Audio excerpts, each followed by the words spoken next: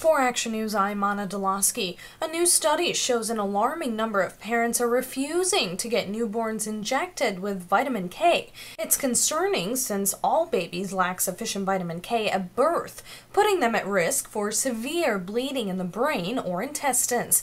Vitamin K is typically administered shortly after birth, and it's essential for blood clotting and provides the baby with enough vitamin K to last until they get it through diet around 6 months of age. But the recent report shows the number of parents declining the injection is growing, and the number also showed those same parents have refused to allow any vaccination recommended by the CDC. ACTIA's Dr. Ruth Kava says this is especially alarming since vitamin K is not a vaccine. It's simply a boost of vitamin essential to the baby's health. Since 1961, vitamin K has been recommended for newborn babies by the American Academy of Pediatrics. This is like over 50 years.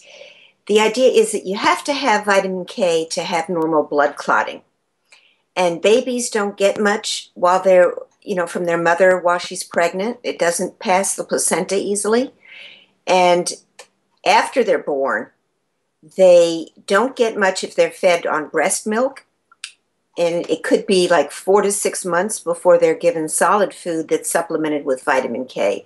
So in particular, during the period, the first few weeks of life, they're very fragile, of course. And so they're much more likely to be at risk of having internal bleeding, especially in the brain and the intestinal tract.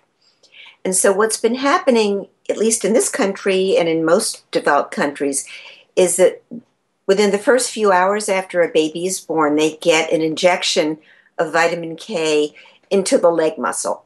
And that deals with it because vitamin K, once you have it, you can clot, the blood can clot normally. But what's been happening, according to a recent study that was performed in Canada with thousands of babies, is that more parents are refusing to have these injections of vitamin K, which puts their babies at a much greater risk.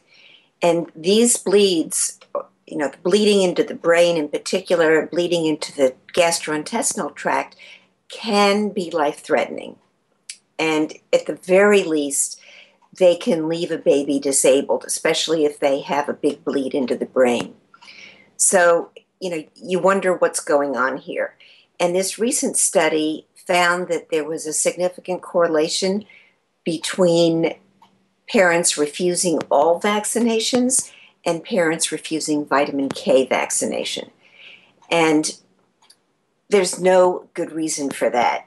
Even if you're worried about preservatives and vaccines and things like that, this is not a vaccination. This is not something that deals with any kind of antibody or any kind of virus or any kind of bacterial infection. This is simply a vitamin. And you're giving it in the most efficient way possible so that the babies can be protected from the possibility of excess bleeding. There's no reason, there's no rational reason to not have a baby injected with vitamin K. And it's really kind of scary, and I put it down to the generalized fear of vaccinations in general that people are just ignorant about, and they don't see a difference if it's given by an injection. They think it's the same kind of issue, and it isn't.